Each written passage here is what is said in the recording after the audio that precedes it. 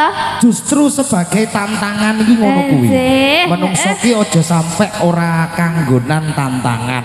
Heeh. Nek ora enek tantangane menungso ki wong urip hampa. Hampa seperti hidupku tanpa dia.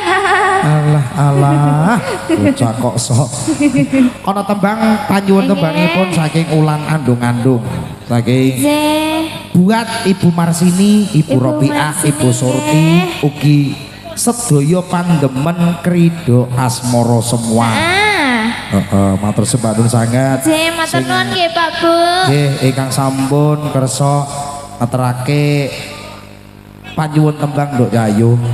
Jenengan rencange kula teng mriki nggih. Rencange kula teng mriki. Iya, wong kancane ya akeh kok ya. Iki bapane ya lek kersa joget nggih monggo lho Pak. Monggo lho Bapak, kersane mboten ngantuk. Timbange mung pinarak ngentekne rokok malah emang-emang. Nyapa to ngentekne rokok lah, ora apa-apa to. Oh ya wis sembarang. Tembange ono Ulan andung-andung. Jen iki belajar nggih. Kadang goleki, ratumu tak goleki dalane dhewe.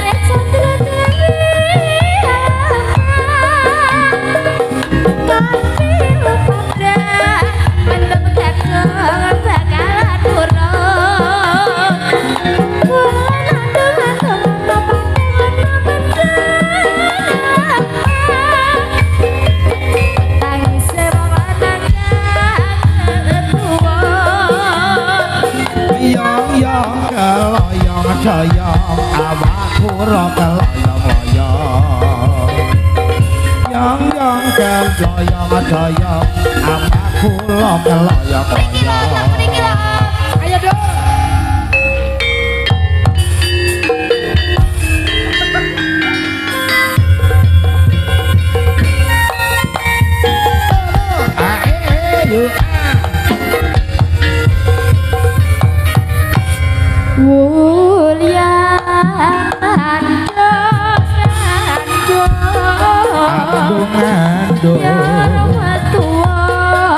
Saben bulan saben taun sinare candra dewi tapi padang mendem gadang ya kalan urung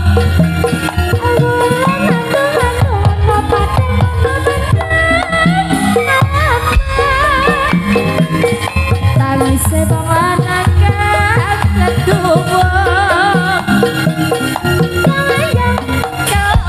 Doyong awakku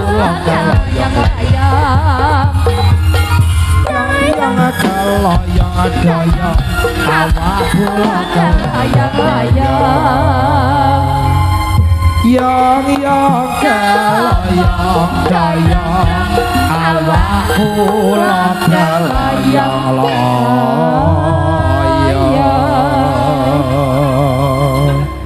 Iya sudah. Dan tenan Ulan andung-andung tembang digarap piye lek karo amburadul